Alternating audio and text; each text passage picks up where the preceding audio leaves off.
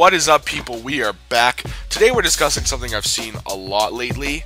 A lot of shit on Beyond Earth just because, it's too much like Civ 5, it's not what people expected after Alpha Centauri, crap like that. So I want to compare Civ 5 and Civ Beyond Earth, since they are compared heavily, and kind of talk about what they do differently. And I'm going to give a point to the game that does each topic better, in my eyes. And then at the end, I will tell you, personally, whether I think Civ Beyond Earth is worth purchasing or not. Now, I'm going to give you a couple things just to note right here. First of all, this is my opinion. Don't hate on me for it. Second of all, I want to cover this as in-depth as possible so that I don't get a bunch of people saying, oh, you left this and that out. So this is going to probably be a long video. Sorry about that, but if you want to skip to the end and just see the final verdict, that's fine by me. Thirdly, I probably did leave some things out, so if there's anything I left out, feel free to let me know in the comments and let people discuss. I'm hoping people will comment and talk constructively. If a lot of hate and rage ends up on my channel, on my posts, I will disable comments. Just because, I want this to be constructive and, just sharing a point of view, not so much this let's kill each other crap that we sometimes end up with in the gaming industry. So with that, let's get right to it. The first thing I want to talk about in the games is the AI. Now, this one's a no-brainer for me. The civs in Beyond Earth aren't very unique, Obviously, the people who lead them look different, but they all kind of act the same. They don't really speak to me. It's not that nifty. Civ 5, all the civs acted in different ways. Some were more expansive, some were more kind of build tall instead of wide. They all had kind of unique personalities. There was nothing worse, there's nothing that compares to the feeling of, when you're exploring in Civ 5 and you realize that Attila the Hun or Genghis Khan or one of the other warmongering civs is right next to you, and you realize, oh shit, I need to get some military up fast before they come at me. Same in the late game when, you had Gandhi with 30 nukes and they waged war on you and you're just like, oh god. So for the AI, I feel it's not really a contest. The AI point goes to Civ 5. Next up, we're going to talk about the unit system. Now, this is a big topic and I had a hard time deciding, but we're going to talk about what each game does right in this area. First off, we'll talk about the upgrade system. Now, I'm not talking about the promotion system. I'm talking about when a unit becomes a different unit, like Swordsman to Long Swordsman, or in Beyond Earth, a Combat Rover to Armor to Lancer to Dragoon, that type of thing. I want to say that the upgrade system in Beyond Earth is a little better, in my opinion. It's just so much more convenient to have all your units upgrade immediately. Now, noting that, Civ 5 had to do what it did, because it's a game based on history. In history, your units didn't just immediately all get guns and become proficient in guns just because you learned how to build a gun. It makes sense that your units have to go back to your cities and you have to pay to have them trained in that type of weaponry. So it makes sense why Civ 5 did what it did. But I like the Beyond Earth system better. So in the end, there's nothing for that part. The promotion system, I like better in Civ 5. In Beyond Earth, it's very bland. You either heal your unit, or you give them a little bit of a combat bonus. In Civ 5, the uniqueness of the upgrades, when you get your units upgraded, is really nice. Obviously, the first 2 or 3 upgrades in Civ are kind of boring, but when you get to, the big upgrades, like extra range or double shot, it's neat. I always loved having a unit from the ancient and classical era make it all the way to the information era, and just be a freaking god, like the double shot, triple range artillery that just obliterated everything in its path. I always liked that about Civ 5. So Civ 5 is better in the promotion system. However, I will note that Beyond Earth, I like the fact that they focus units better. And what I mean by that is, in Civ 5, you had swordsmen, you had pikemen, you had this, you had that. You had a lot of kind of, I'll call them bullshit units, because a lot of people didn't use them, they were just kind of there. Now, obviously, I understand that those units were a big part of history and you need them in the game, but that doesn't mean I did like it. I like the focused system better in Civ Beyond Earth. There was one mobile melee unit, there was one ranged unit, there was one siege unit, and they upgraded into the different versions. So I like that. In the end, they both did things right, they both did things I didn't like, so this point is going to be a tie between the two games. Now, let's talk about the combat system. So, I've been sitting here thinking really hard about how the combat systems differ, and there's really not many significant differences between the two that I won't cover in a different part of this video. The big thing I will say is that the orbital layer in Beyond Earth is great. It adds a whole new kind of strategic layer to Beyond Earth, because it obviously changes the whole air, sea, land combat system, and to be able to shoot lasers and teleport units, it's great. I really like it. The orbital layer by itself deserves a point for Beyond Earth, so I'm gonna, rather than give that point later, I'm gonna give it now and say that for the combat, I'm gonna give the point to Civ Beyond Earth. I'm gonna talk about the victories in the two games. Now, I will be the first one to say Beyond Earth's victories seem rather streamlined. They all, other than domination, they all kind of equate to the same thing. Research a certain tech, get to a certain point in the game, build a planetary wonder, and then do what that planetary wonder has you do to win the game. They're a little different, but they're pretty much all the same. And the play styles are very similar between the four different victories too. In Civ 5, you know, depending on what victory you picked, your playstyle was totally different. You were either trying to get city-states on your side and get another civ to vote for you in the diplomatic victory, or you were rushing for technology, or you were really fighting a big culture war, getting artifacts, doing that type of thing. Your victory really changed your playstyle a lot. You had to know how to play out each victory, whereas in Civ Beyond Earth, you can really kind of just go for broke, and you can pretty much go with whatever victory you want. So because of that, in my mind, without a doubt, Civ 5 takes the point for victories. Next, we're going to talk about the virtue policy system that was changed from Civ 5 to Civ Beyond Earth. Now, the policy system was a lot more in-depth and crafted a lot better, I guess would be a good way to put it. There was a lot more policy trees that matched a certain idea of history, a way to run your government, I guess I should say. And in the beginning of the game, you got through certain trees, you got the bonus for the tree, and as you unlocked more eras, you got more policies. And then at the end, you had the autocracy, freedom, order choice, and you got the tenets for that. So I like the way the policy system worked. It was more in-depth. In Beyond Earth's favor, I will say these two things. Obviously, now, I'll say right off the bat, Beyond Earth's virtue system is not done as well as the policy system was. But it does have two things going for it. First of all, the Beyond Earth system didn't take place in history. It didn't really have the same impact, because in Civ 5, the policy system represented the way to run your government and a lot more things. Because Beyond Earth takes place in the future, it doesn't have that kind of ideal to lean on, so it was hard for them to come up with something to match the virtue system too, like the policy system in Civ 5. Also, the virtue system rewards players for customizing more. In Civ 5, if you really wanted to get the most out of your policies, you had to focus in your certain trees. In Beyond Earth, it rewards you not only for going down a specific tech or down a specific virtue tree, but also for going along the trees and, you know, getting points in different trees. Because of that, it allows for a much more customized gameplay and rewards you for doing that. So, noting that, people are going to hate me for this probably, but I'm going to say that the virtue policy point is a tie. Nobody gets the point. They both do things a little differently, and in the end, neither one really deserves a point over the other, in my opinion. Now, the next thing we're talking about is the shift from city-states to stations in Beyond Earth. This one, again, another no-brainer. City-states were so much more interesting. You know, they had borders, they grew, you had to actually notice their presence. You could use them to win a diplomatic victory, get resources from, you know.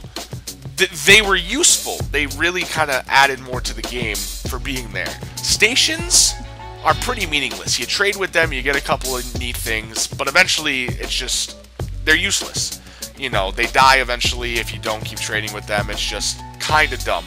Now, I do understand that it's a foreign planet. The concept of city-states is a little off. It's not as easy to implement as it would have been in Civ 5. However, I still think had they put a little bit of thought into it, they could have found a way to turn stations into the city-state system they already had.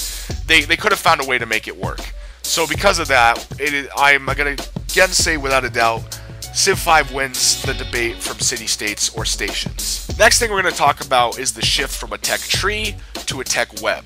Now, I love the tech web. It's way better for me than the tech tree was. The tech web was very linear. I always had the same pattern throughout the game, with a couple minute differences depending on what happened.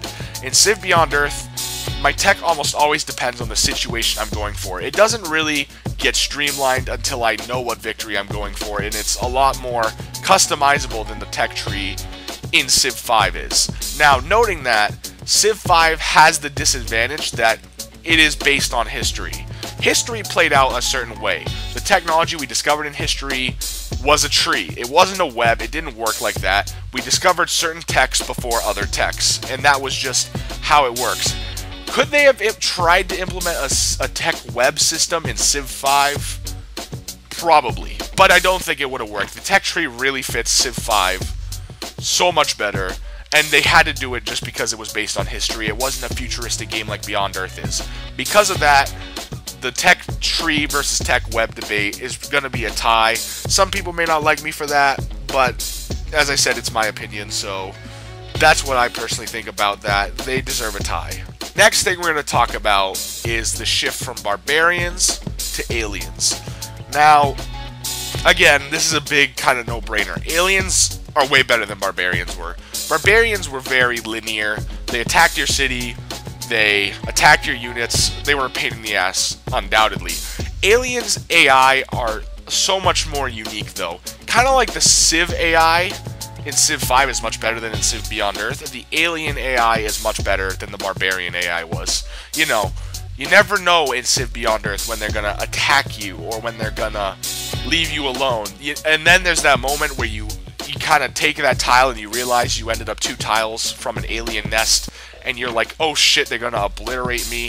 And then just the massive armies they get from their alien nests. They're much more coordinated, and there is nothing worse than those siege worm kraken attacks when you're like, oh Jesus, how am I gonna deal with this? It's a much more interesting AI. So for that, I give the alien vs barbarians point to Civ Beyond Earth. We're gonna talk about the shift from happiness to health. Now, obviously there were some changes where obviously health replaced happiness. That makes sense. You're not really as worried in Beyond Earth about being happy. You're on a foreign planet. The point is to remain healthy and alive. But noting that, the health system is kind of shit. I mean, I understand that they can't have luxury resources like they did in Civ 5 because, you know, luxury resources made you happy. They don't make you healthy. But they probably should have found a way to replace that, because health in Civ Beyond Earth is such a pain in the ass. It's almost impossible to go to war and end up with anything above like negative unhealth or negative healthiness. It's just a pain in the ass. You always have to micromanage your health. You sometimes have to wait around for your health to get back up. And unless you have a bunch of bio wells, your health always sucks. So they should have found a better way or an easier way to keep your health up. Obviously in Civ 5, you know, the happiness was enough of a pain in the ass that if you didn't monitor it, you were going to end up unhappy, but it was easy enough to fix. So for this, I give the point to Civ 5. The next point, we're going to talk about 2 specific things: tile improvements and city specialization. Now, city specialization in Civ 5 is better, without a doubt. There are much more percentage building bonuses than in Beyond Earth. You know, so it actually meant something to specialize in Civ 5. There is still some specialization in Beyond Earth, but most of them involve the supremacy affinity, and it's not quite as numerous as it was in Civ 5. It's much easier to get away with just having your city build everything in Beyond Earth, and I don't really like that. It makes the game less interesting. Now, noting that, the tile improvements in Beyond Earth I like a lot better. You have a tile improvement for everything in Beyond Earth. Science, health, culture, production, energy, a mix of the two. You have tile improvements that heal your units. It's great. You don't really have that diversity in Civ 5, or it's not as easy to get. So, and that makes sense because it takes place in history. So I'm gonna have to say, noting that I like the tile improvements better in Beyond Earth, and I also like the city specialization better in Civ 5. It's really close. I'm almost leaning towards Civ 5, but because it's too close for me to feel comfortable with giving a certain civ a point, I'm going to say this one's another tie. Next up, we're going to talk about the covert op system in both games. The two covert op systems aren't really that different between the two. Here's where the big differences come into play. First of all, in Civ 5, your spies have a decent role to play in a diplomatic victory because you put them in city-states and they keep you kind of in the lead, so they're nice in that aspect. In Civ Beyond Earth, the covert operation system is meant to be a lot more meaningful. You know, in Civ 5, when you had a really hard time getting a city, you launched a nuke. You broke that freaking city with a 10-ton bomb to the face. In Civ Beyond Earth, you don't have nukes. You have the covert operations of Intrigue Level 5, which are like the dirty bombs and the siege worm attacks and things like that. Now, here's the problem. The covert op system being so important, I have no problem with. The problem comes where the covert op system in Civ Beyond Earth, as it stands, is very flawed. First of all, getting a city to an intrigue of 5 is a pain in the ass. Second of all, even if you get them to an intrigue level of 5, pulling off a mission like that is a pain in the ass. Like I said, I have no problem with the covert op system having more importance than in Civ 5. I actually think that's a good idea. But as it stands, the covert op system is a little bit too flawed to have such emphasis in it. So, for the time being, I'm going to give the point to Civ 5. This may change in the future, especially if Beyond Earth developers can patch and fix the covert op system, but until that's done, Civ 5 gets the point. Next, we're going to talk about the trade route system in the two games. Now, I like the idea of Civ Beyond Earth's better because it makes sense that every city should have its own trade route system as opposed to every Civ having a number of trade route systems. Noting that the system is flawed because if you use the trade routes in Beyond Earth right, you become extremely overpowered. Now, Civ 5 Div had some advantages, like you could spread religion through your trade routes, and you could get points with city-states through trade routes. I do like that. However, I still think the city trade system versus the Civ-wide trade system is enough of an idea, a good idea, that it kind of counteracts those. However, because it's still flawed, and because they need to patch it to make it less overpowered in Beyond Earth, I'm going to say that the trade route system is a tie between the two. Next up, we're going to talk about game customization between the two games. Now, in Civ Beyond Earth, you don't have as many map types, you can only have an even number of civs, and there's not really as many choices when it comes to setting up your game. In Civ 5, you can have any number of civs you want on any type of map. You can set up the city-states, you can do a one-city challenge, you can change a lot more aspects of the game than you could in Civ Beyond Earth. And obviously, the civs are a lot more colorful, we talked about that already. There's just a lot more customization to be had in Civ 5 than Beyond Earth. Now, I understand that Beyond Earth has the cargo spaceship loadout system, and that is customization within itself, but I don't think it counteracts what Civ 5 had set up, so I'm going to give this point to Civ 5. For our last two topics, we're going to talk about the flow of the game, and the first part is the early game. Now, I don't know about you guys, but in Civ 5, the early game was really freaking boring. You move a scout, you take a turn. You move a scout, you take a turn. You move a scout, you build something, you take a turn. It was pretty goddamn boring. Because, you know, you're waiting for your research to build tile improvements and workers. You're waiting for this and that and the other thing. The beginning of the game is a waiting game, for lack of a nicer term. In Beyond Earth, the early game's more interesting. The workers can already build a lot of the improvements they already need to build. And your explorers have the expedition modules, which makes a whole nother layer to exploring. Also, as I said in the beginning, the aliens make early game a lot more interesting because they're a lot more scary than barbarians are. Barbarians were just a pain in the ass. Aliens, you have no idea what they're going to do, and some of them are frickin' powerful.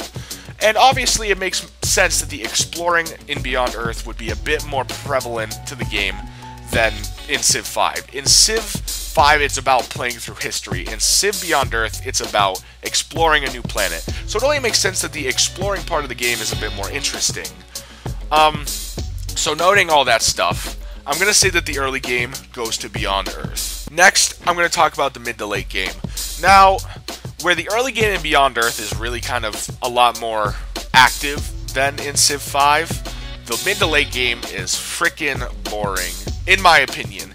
There's not a lot of different playstyles in the mid to late game. You're either aggressive or you're defensive, you're either expanding a lot or staying with your cities that you have, and you're really just working toward the same thing no matter what victory you're going for. A lot of the mid to late game in Beyond Earth is a waiting game. You're waiting for your units to get to attack the next city. You're waiting for your planetary wonder to finish. You're waiting for this, that, and the other thing, and it's kind of boring. In Civ 5, like I've said, the play styles, depending on your victory, were so much different. You're either waging a bunch of war, or you're working with a bunch of city-states, or you're trying to spread a lot of culture. The mid to late game is a lot more interesting in Civ 5 because there's a lot more to do. There is a lot of waiting, but it's not as bad as in Beyond Earth. So the mid to late game point goes to Civ 5. Before we wrap up, I want to talk about a couple bonus points I'm going to give to each game for just certain things that they did totally differently than the other game. First point goes to Beyond Earth for its quest system. Granted, it's kind of flawed, and granted, the building quests are freaking stupid. I like the idea. It's flawed right now, but I think in expansions and patches they can make it a lot better. So Beyond Earth gets that point. Civ 5 gets a point for its religion system. Enough said. That thing was badass. Beyond Earth gets a point because of the affinity system. I really liked the way they added it. It added a little more depth to Beyond Earth, to kind of whether you were genetically altering your people or, you know, becoming one with technology or fighting to maintain your humanity. I like the idea. It was a good call. Civ 5 gets a point because of the unique units and buildings for each Civ.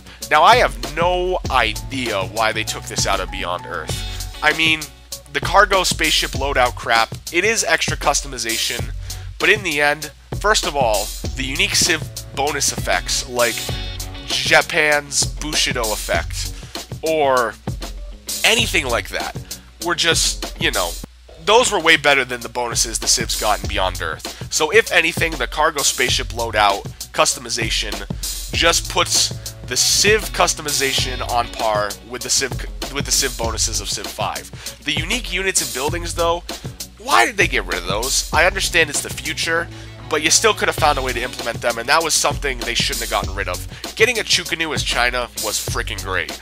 I don't care who you are. So they definitely get a point for that. The final point I'm going to give out goes to Beyond Earth, and I'm going to call this a new release bonus. And what I mean by this is that Civ 5 has had years to perfect what was flawed in the beginning and kind of change for the better. Civ Beyond Earth's been out for 2 weeks. We need to cut it some slack. I don't know if many of you remember, but when Civ 5 first came out, it was shit on incredibly hard for not being as good as Civ 4. Like, incredibly bad. And then, you know, as Brave New World came out and Gods and Kings came out, Civ 5 kind of took the mantle and kind of, finally, people started saying, you know, Civ 5 is better than Civ 4, you know. It took time, though, so I think this point is just going to cut Beyond Earth some slack, because as it gets going and the expansions come out, it could become a better game than Civ 5. Will it? I don't know, but we'll see. But what is my final verdict on Beyond Earth? Is it a shitty game? Is it too much like Civ 5? Is it worth buying?